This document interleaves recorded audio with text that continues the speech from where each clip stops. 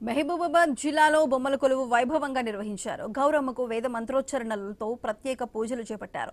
బొమ్మల కొలువును ఆచరించడం వల్ల తాము కోరుకున్న కోరికలు నెరవేరి ఆర్థిక ఇబ్బందులు, శత్రుబాధలు తొలగి ఆరోగ్యాలతో జీవిస్తారని భక్తులు విశ్వసిస్తున్నారు.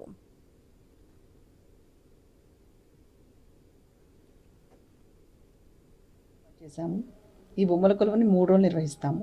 మొదటి రోజు భోగి, బొమ్మలకు భోగి పళ్ళు పోస్తాము. రెండో రోజు సంక్రాంతి నోము ఉంటుంది. మూడో రోజు కనుమ, మూడో రోజు ఉద్వాసం చెప్తాము. 3 రోజులు 3 ప్రసాదాలు తయారు చేసి బొమ్మలకు నివేదన చేస్తాం.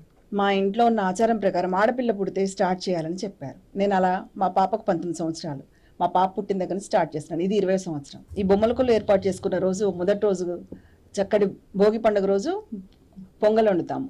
రెండవ రోజు గారెలు, పరమాన్నం చేస్తాం. మూడో రోజు అటుకులు బెల్లంతో, కొబ్బరికాయతోటి నివేదన చేస్తాం. సంక్రాంతి పండుగ అంటేనే బొమ్మల కొలువులు, కోడి పందాలు, ఆడపిల్లలు చక్కటి లంగావణిలు వేసుకొని ఇంట్లో తిరుగుతూ ఉంటే సంతోషంగా ఉంటుంది. ఈ ఆచారాన్ని కొనసాగించడానికి మా వంతు మేము కృషి చేస్తా ఉన్నాం.